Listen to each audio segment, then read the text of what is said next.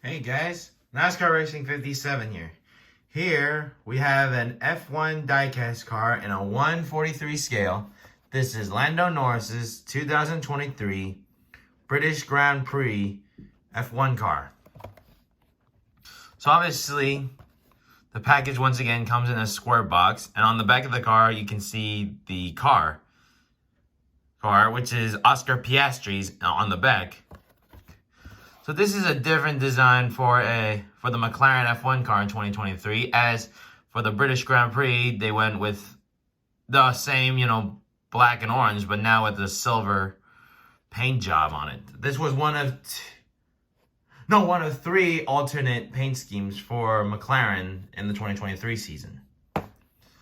So I'm going to be right back to show you the car as soon as I get it out of the box. Okay, so now I got Lando Norris's British Grand Prix 2023 car out of the box. But first things first, let's show some differences. So here's the 2022 car.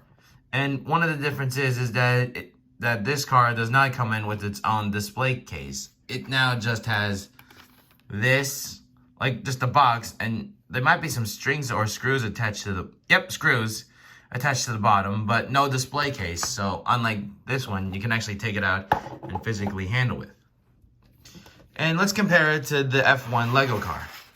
Obviously, they're both different, but for Lando Norris's British Grand Prix car, you still have the same Google wheels, except Lando's on the hard tires, and on this one's obviously on the mediums. But also, there is no blue, so they removed the blue and replaced it with silver. And also, they're both the same model, the McLaren 60, or the MCL 60, as they call it. And on the hood, obviously, Lando Norris still has the number 4. There's a bit of silver right here. And where the blue is at is replaced with silver. So basically, they just replaced it with the silver coloration.